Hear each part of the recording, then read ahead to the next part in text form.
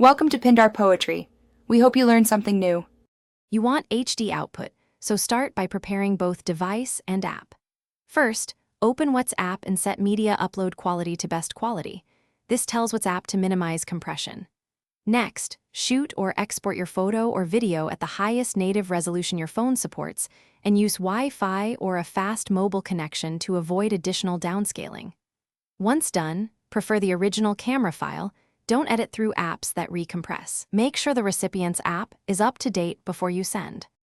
Now perform the core transfer steps that preserve quality.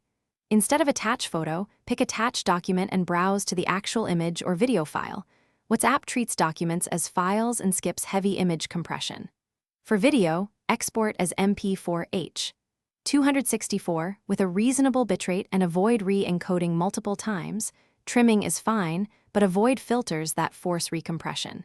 If the file exceeds transfer limits, upload to a cloud service and share the link, or convert and reduce only enough to fit without visibility. Finish by confirming the recipient receives and saves the file correctly. Tell them to download the file fully before viewing and to open it with a native gallery or video player to see true quality. If the image still looks degraded, make sure both sides use the latest WhatsApp version and repeat sending as document.